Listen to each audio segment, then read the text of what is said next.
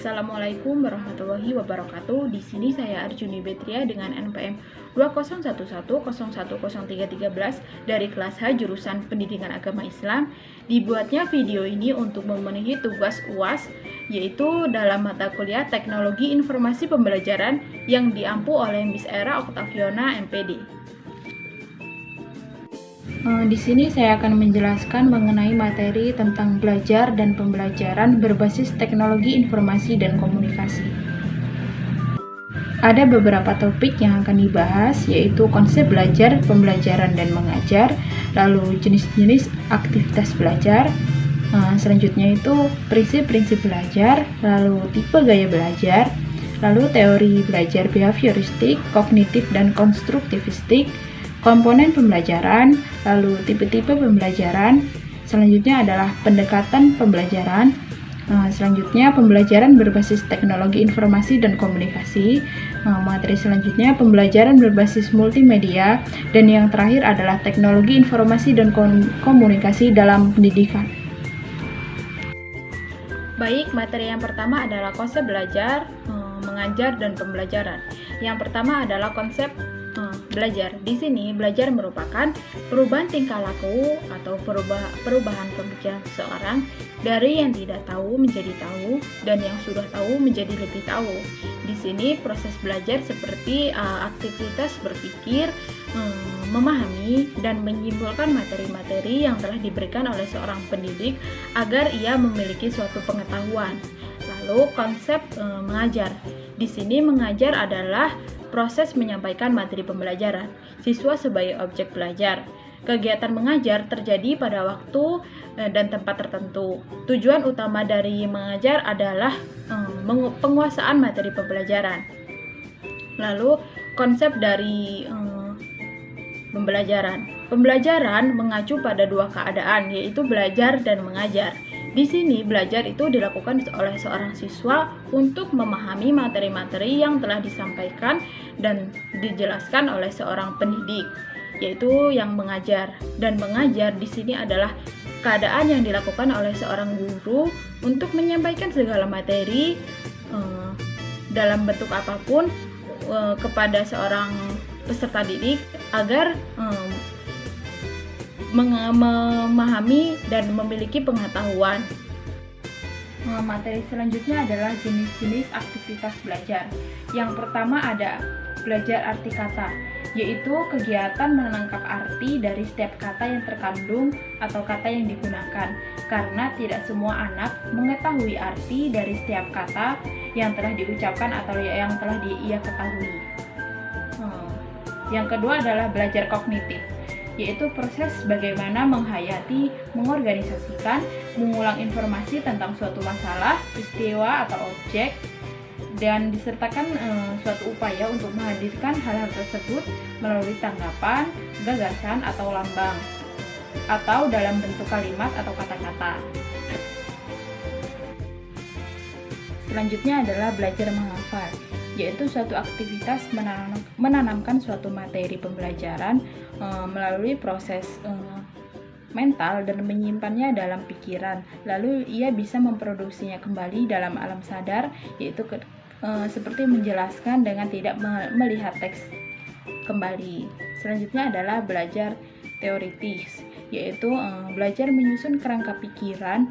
Selanjutnya ia mampu menjelaskan dari pembelajaran yang telah ia pelajari tersebut tentang suatu fenomena tertentu. Selanjutnya adalah belajar konsep, yaitu belajar merumuskan melalui proses mental tentang suatu benda, lambang, atau peristiwa dengan mengamati ciri-cirinya. Selanjutnya adalah belajar kaidah, yaitu belajar menghubungkan dua konsep atau lebih sehingga terbentuk suatu ketentuan dan mempresentasinya kembali dalam suatu keteraturan. Selanjutnya adalah proses berpikir, yaitu proses aktivitas kognitif yang dilakukan secara mental untuk memecahkan suatu masalah melalui proses yang abstrak. Selanjutnya adalah belajar motorik, yaitu suatu kegiatan pembelajaran melakukan suatu gerakan-gerakan dari anggota tubuh dan secara terpadu. Selanjutnya adalah belajar estetik, yaitu proses penciptaan suatu penghayatan yang berdasarkan pada nilai-nilai seni.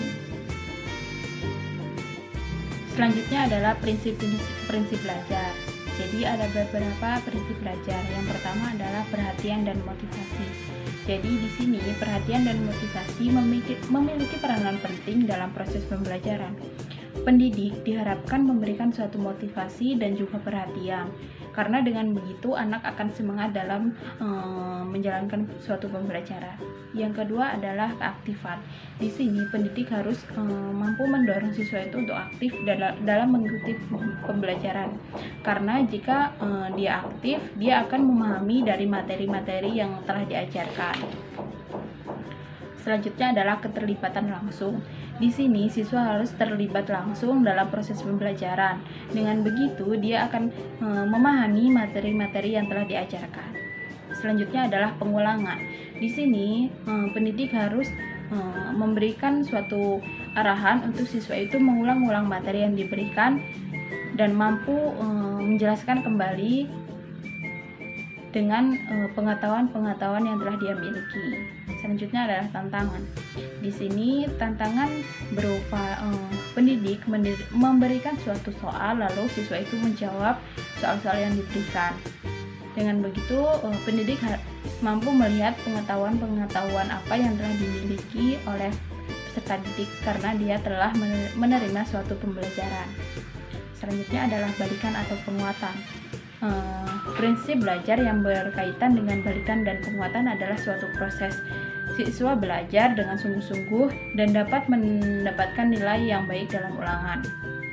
Nilai yang baik itu mendorong anak itu untuk lebih lagi dalam belajar. Selanjutnya adalah perbedaan individu.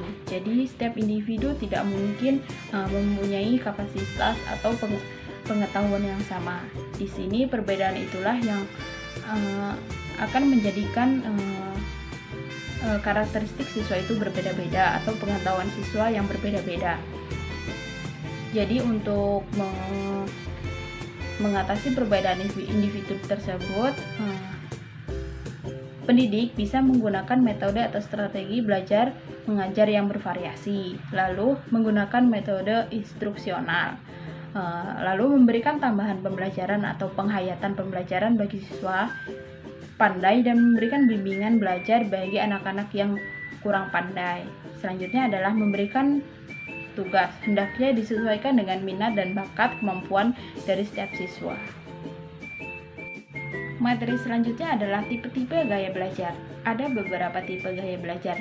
Yang pertama adalah tipe belajar visual, yaitu gaya belajar di mana gagasan, konsep, dan data atau informasi dikemas dalam bentuk gambar atau teknis.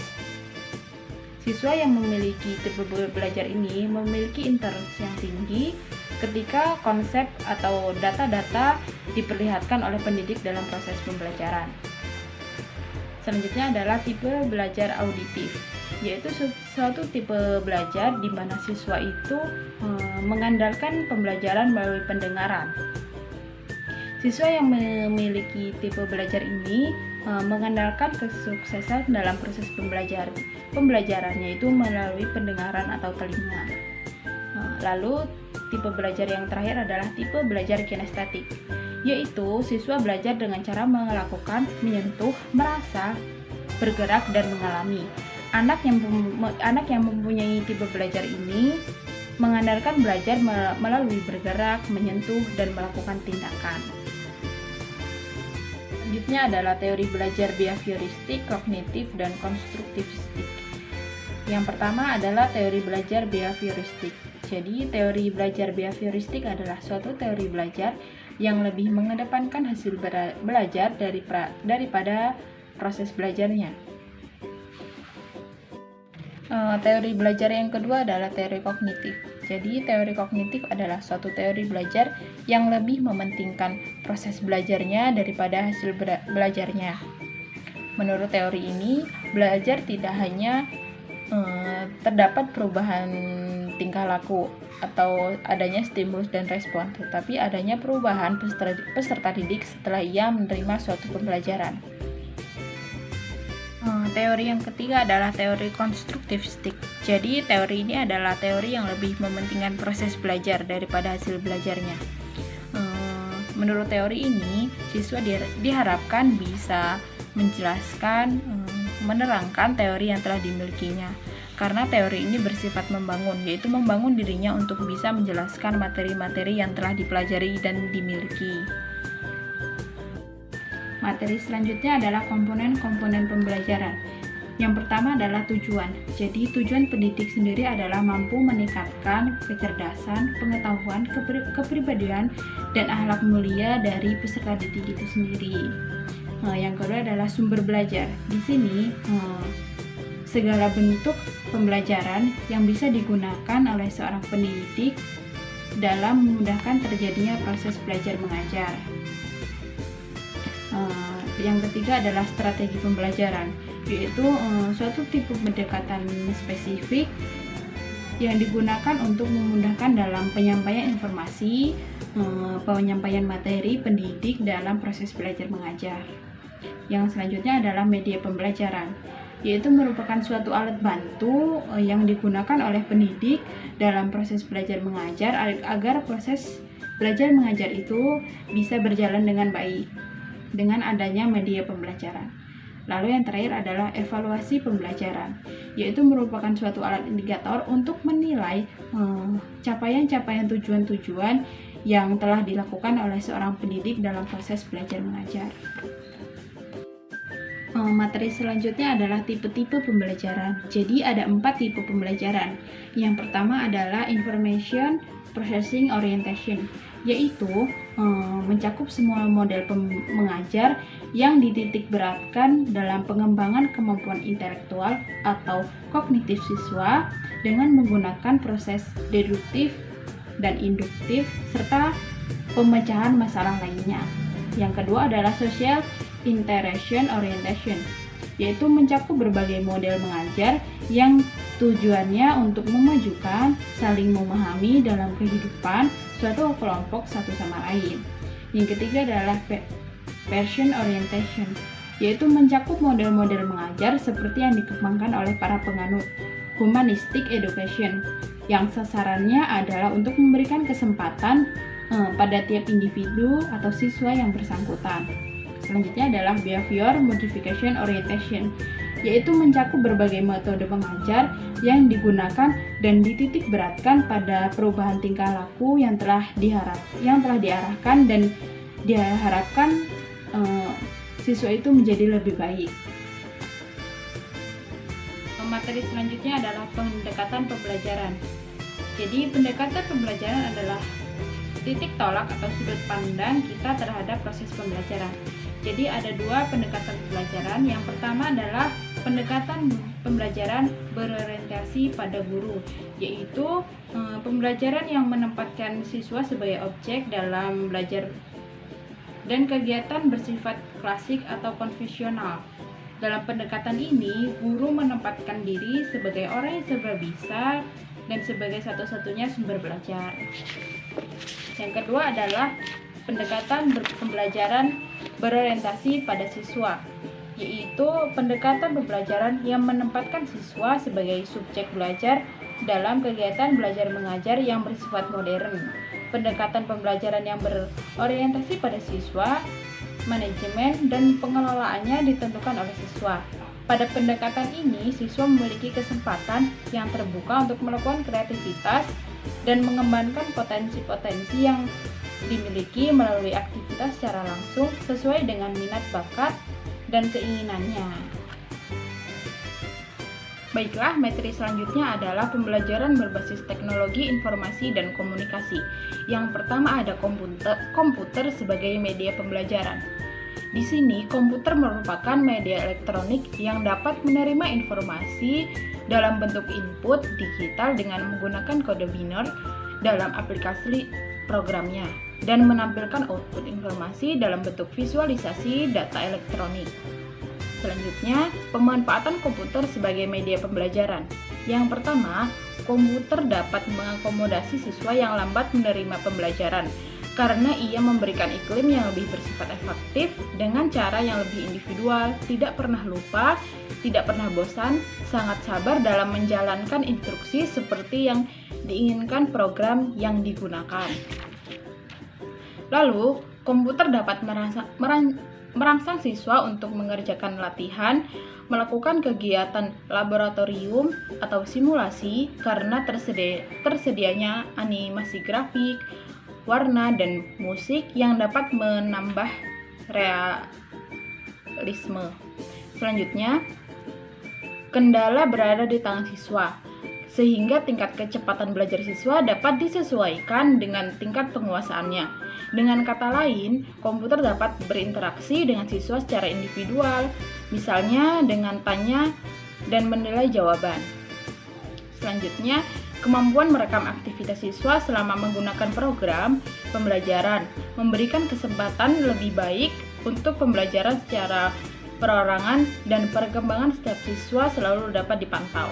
Dan yang terakhir adalah dapat berhubungan dengan mengendalikan peralatan lain seperti CD interaktif, video, dan lain-lain dengan program pengendali dari komputer. Selanjutnya ada internet sebagai media pembelajaran. Di sini, internet merupakan sekumpulan jaringan komputer yang menghubungkan situs akademik, pemerintah, komersial, organisasi maupun perorangan. Internet menyediakan akses untuk layanan telekomunikasi dari sumber daya informasi untuk jutaan pemakainya yang tersedia di seluruh dunia. Pengertian komputer mencakup perangkat lunak berupa data yang dikirim dan disimpan sewaktu-waktu dan dapat diakses.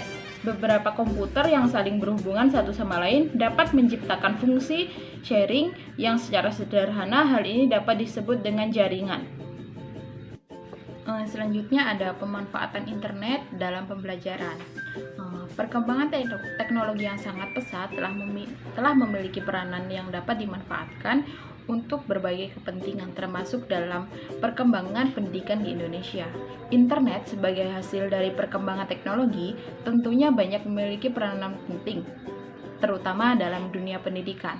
Bagi para pelajar, internet bermanfaat dalam mengembangkan profesinya karena internet dapat meningkatkan pengetahuan, berbagi sumber di antara rekan, lalu bekerja sama dengan pengajar di luar negeri, lalu berkesempatan mempublikasikan informasi secara langsung, lalu bisa mengatur komunikasi secara teratur, dan bisa berpartisipasi dalam forum-forum lokal maupun internasional. Di samping itu, para pengajar juga dapat memanfaatkan internet sebagai sumber bahan mengajar dengan mengakses rencana pembelajaran atau silabus online dengan metodologi baru, mengakses materi kuliah yang cocok untuk mahasiswanya, serta dapat menyampaikan ide-idenya. Baik, selanjutnya ada e-learning dalam kegiatan pembelajaran. Di sini, e-learning merupakan sebuah proses pembelajaran yang berbasis elektronik dengan salah satu media yang digunakan adalah jaringan komputer, yaitu internet, yang memungkinkan untuk dikembangkan dalam bentuk berbasis web. Penyajian e-learning berbasis web ini bisa menjadi salah satu interaktif dalam penelitian yang disebut dengan pembelajaran berbasis web. Lalu pemanfaatan e-learning dalam kegiatan pembelajaran. Ada beberapa keuntungan dalam menggunakan e-learning dalam kegiatan pembelajaran bagi siswa maupun pendidik. Yang pertama adalah fleksibel karena siswa dapat belajar kapan saja dan di mana saja dengan tipe pembelajaran yang berbeda-beda. Yang selanjutnya adalah menghemat proses belajar mengajar. Lalu mengurangi biaya perjalanan. Yang keempat itu menghemat biaya pendidik secara keseluruhan, yaitu infrastruktur, peralatan, dan buku-buku. Lalu menjangkau wilayah geografis yang lebih luas. Lalu melatih pembelajaran lebih mandiri dalam mendapatkan ilmu pengetahuan. Lalu keuntungan e-learning dari perspektif peserta didik adalah bisa meningkatkan komunikasi dari pendidik dengan peserta didik. Lalu, lebih banyak materi pembelajaran yang tersedia yang dapat diakses tanpa memperhatikan ruang dan waktu. Yang ketiga, berbagai informasi dan materi terorganisasi dalam satu wadah materi pembelajaran, yaitu online. Lalu, manfaat e-learning dalam perspektif pendidik, yaitu bisa meningkatkan pengemasan pembelajaran dari awal hingga akhir yang bersifat membangun. Yang kedua, menerapkan strategi konsep pembelajaran baru dan inovatif. Lalu, efisien. Selanjutnya, pemanfaatan aktivitas akses pembelajaran. Selanjutnya, menggunakan sumber daya yang terdapat pada internet dan dapat menerapkan materi pembelajaran dengan multimedia. Dan yang terakhir, interaksi pembelajaran lebih luas dan multi sumber belajar. Baik, materi selanjutnya ada pembelajaran berbasis multimedia. Di sini, pembelajaran berbasis multimedia adalah kegiatan pembelajaran yang memanfaatkan komputer untuk membuat dan menggabungkan teks, grafik, audio, gambar bergerak, atau video dan animasi dengan menggunakan link atau tool yang memungkinkan pemakai untuk melakukan navigasi, berinteraksi, berkreasi, dan berkomunikasi. Selanjutnya ada jenis-jenis media pembelajaran. Yang pertama ada media visual, yaitu media pembelajaran yang dapat dilihat dengan menggunakan indera penglihatan.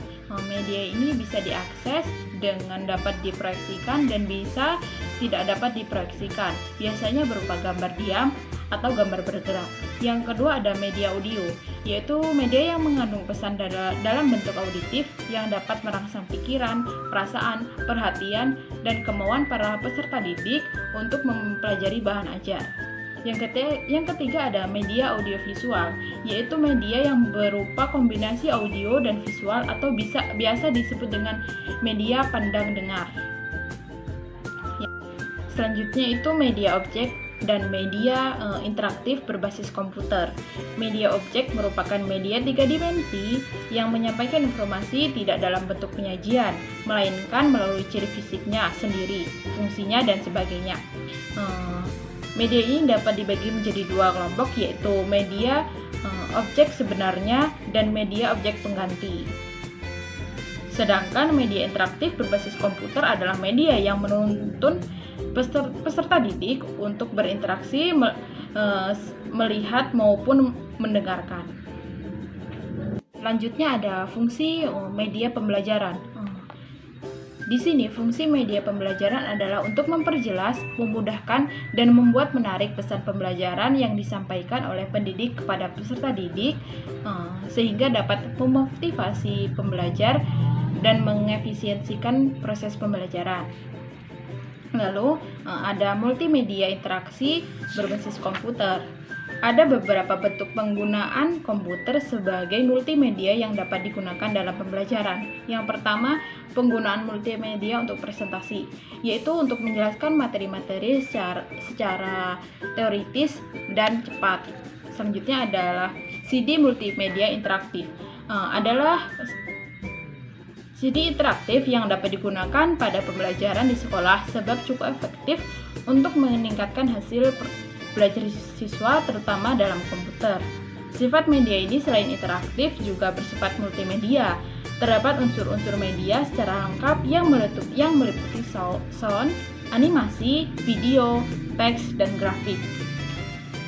Lalu materi yang terakhir adalah teknologi informasi dan komunikasi dalam pendidikan.